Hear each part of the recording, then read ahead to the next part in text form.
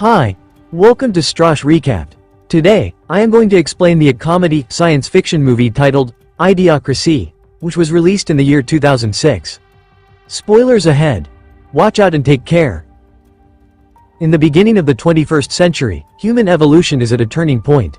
Based on natural selection, scientists predict that the future will be full of smart people and advanced technology. However, humans soon prove the theory wrong. Since they're on top of the food chain, they don't need to continue evolving, so they get lazy and dumber every day. The smart, rich people think a lot before having children since it's such a big decision, but they end up waiting so much that they die without having any heirs. On the other hand, dumb poor people keep on multiplying like bunnies and make more dumb kids that in the future have even dumber babies. In 2005, in a military base in Washington, D.C., Army librarian Joe is watching TV during his shift. Suddenly he's approached by his senior, who announces Joe is getting replaced because he's been chosen for a very secret project. Joe protests because his plan has always been to retire as a librarian since it's an easy and calm job.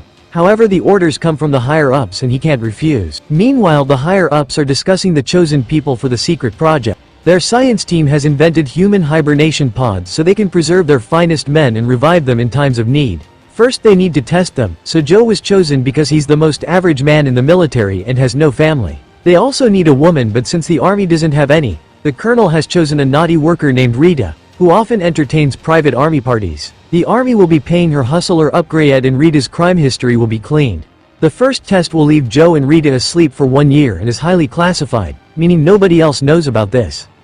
The next day, Joe and Rita are together in a waiting room for a medical check. Joe chats with Rita, who pretends to be a painter when Joe asks about her life. When the scientist puts them in the hibernation pods, they're given IVs and Rita freaks out. Joe calms her down and asks her to trust the army. When Rita accidentally mentions upgrade, she pretends that's her boyfriend and Joe thinks it's a Dutch name, still not seeing all the suspicious holes in her story. Then the scientists put them to sleep and close the pods, locking the lab door when they leave. Soon the colonel and upgrade get arrested because of their involvement with illegal substances and dirty workers. This scandal causes the base to be closed and the building demolished, so the pods are left forgotten under all the debris. While Joe and Rita sleep, years pass and society begins to get more and more stupid every day at a scary speed. People hope that genetic engineering will fix this, but unfortunately the brightest minds and most resources are spent on less important problems like hair loss. Population eventually explodes and intelligence declines until humanity can't even solve the most basic problems. Garbage is stacked for centuries and in 2505, the Great Garbage Avalanche happens. A truck is dropping more garbage on the pile and the weight finally becomes too much, so a huge landslide goes down. The pile of garbage falls and drags Joe's pod, dropping it through a window into Frito's apartment. Ignoring the disaster behind him, Frito watches a very dumb comedy show on his giant TV. The pod activates and awakens Joe, who is dizzy and confused. He keeps asking about the situation and Frito gets annoyed, so he gets off his toilet chair and throws Joe out of the window. Afterward, Joe looks around for help, but people talk in English that mixes hillbilly, valley girl, and inner city slang, so he can't communicate with the locals, who call his speech pompous. As he looks around, Joe notices how much the city has changed. Everything is in ruins, there are ads everywhere, and brands use dumb or dirty names. Eventually he finds a hospital with a badly designed sign and goes inside, finding more signs that look like a fast food place, dirt and trash everywhere, and even slot machines. The receptionist doesn't speak, she just has buttons to press for the right symptom. Because Joe describes a bunch of things and doesn't know what's happening, the receptionist goes for the "I don't know" button. While waiting to be called, Joe tries to drink from a water fountain, but an energy drink called Brondo comes out instead. He asks a man about it, who laughs at the idea of wanting to drink water since it belongs in the toilets. Then Joe makes a line to enter a diagnostic machine, where they make him put plugs in his mouth, ear, and rear. However, the technician mixes the plugs and Joe has to put the rear one into his mouth. The disgust has him rushing to wash his mouth with energy drink.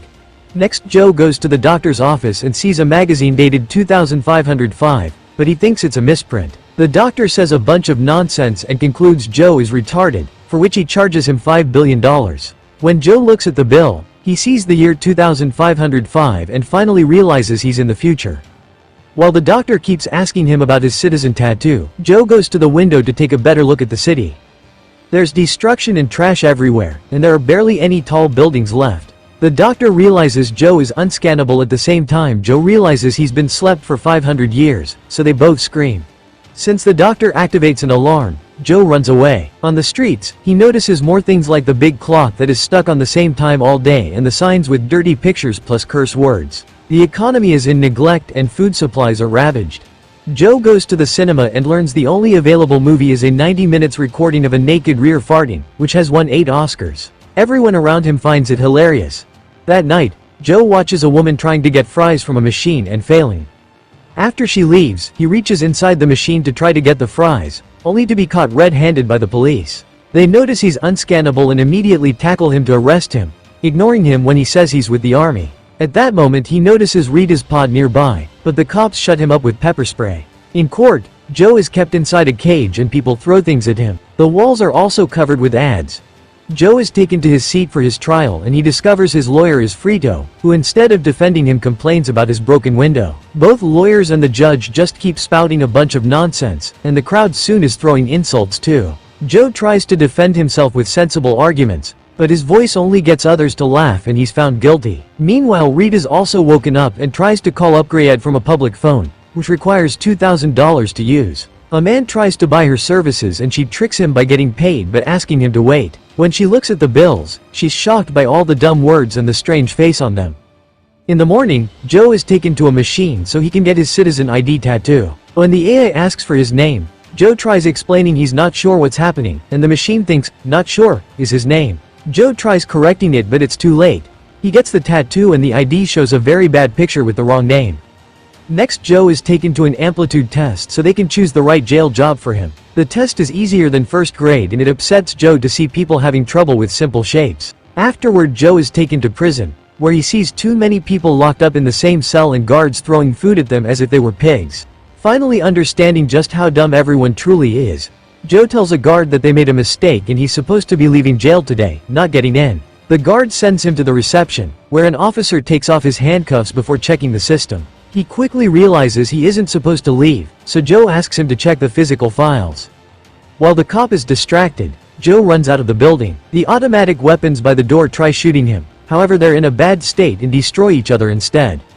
By nighttime, Joe returns to Frito's apartment and asks if time machines have been invented. Frito says they have but refuses to help him find it. However, he agrees when Joe promises to go back to the past and open a savings account in Frito's name, which would have $80 billion by now. At that moment the cops start pounding on Frito's door, so Joe changes clothes and escapes with Frito through the window. The duo leaves in Frito's car and finds Rita wearing new clothes at a corner where she's still tricking the same guy for money. Joe drags her into the car by force and explains everything while they drive away, which gets Rita yelling in anger. Unfortunately, there are scanners at various spots on the streets and they detect Joe's tattoo, so now the cops have their location. To make matters worse, the car suddenly stops because the battery runs out.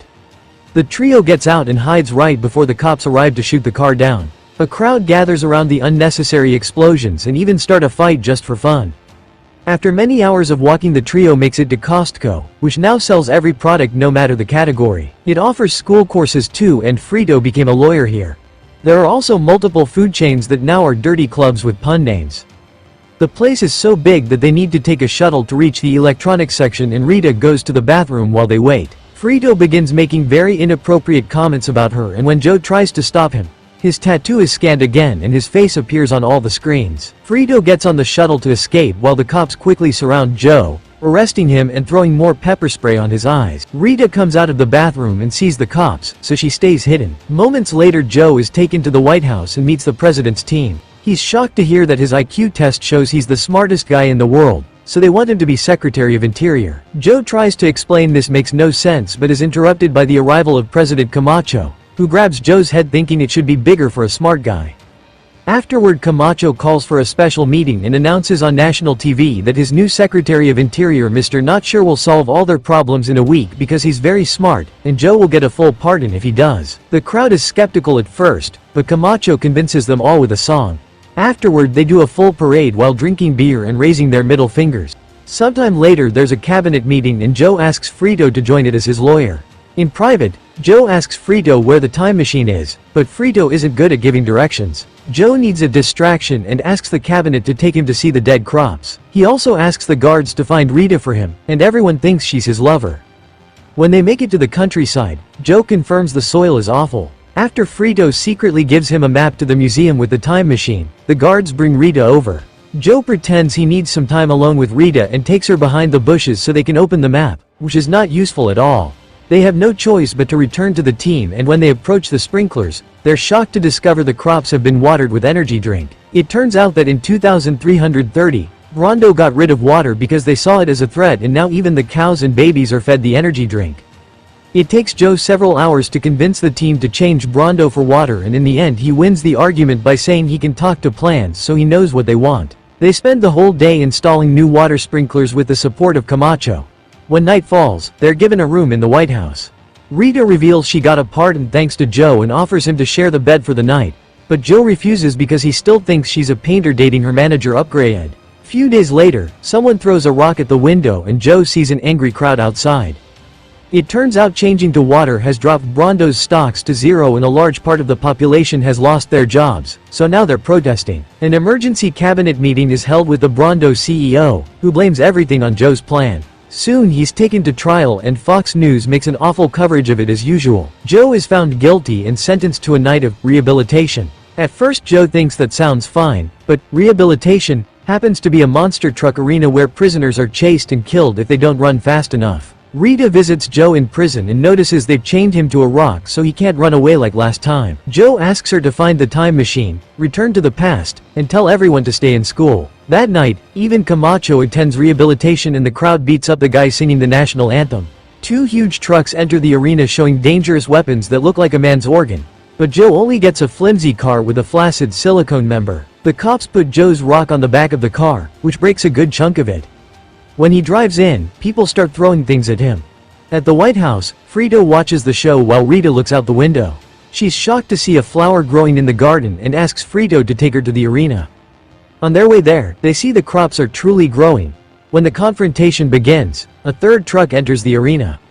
It's even bigger and brings down part of the building, so it ends up buried under the debris. One of the small trucks goes ahead and quickly rips the roof off Joe's car before the other one hits it on the side. At that moment Rita arrives and tries to talk to Camacho, who doesn't believe her story. The trucks speed up and try to crash into the car at the same time, but Joe also goes faster and makes the rock fall off.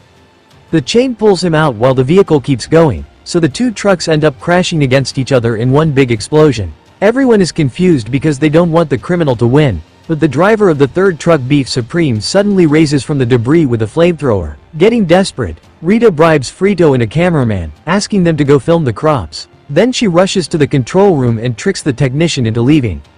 However, when the duo arrives at the field, they get distracted by a naughty club. After accidentally burning down an employee, Beef starts shooting at Joe, destroying his rock. Now Joe can run away and hide behind the trucks. Joe climbs on top to grab a hanging microphone and gives a moving speech about his intentions to help, but the crowd hates it. The workers move the microphone away and Joe holds onto it to stay out of the flamethrower's reach, however they're slowly lowering it down. When Frito and the cameraman come out of the club, they get into a fight and accidentally drop the camera, which falls right in front of a crop. This makes Frito remember the deal and starts recording the whole field, which Rita makes appear on all the big screens. Joe falls to the ground and Beef is about to burn him, but Camacho saves him and announces Joe has earned his pardon. During the after party, Rita tells Joe she wants to stay in the future because she's doing better here. Camacho announces Joe shall be his vice president and Joe tries turning it down, saying he wants to go home. Everyone begs him to stay because they need him and Joe is so touched that he agrees to do it. Then Frito makes fun of him and shows him the time machine, which turns out to be a simple ride. Frito lied just for the money. As time passes, Joe is a very successful vice president and eventually becomes elected for president with Rita as his first lady. As a new era starts for the country, Rita and Joe have the 3 smartest kids in the world. Vice President Frito takes 8 wives and has 32 very dumb children. Meanwhile, in another pod, Upgrade appears in the future too.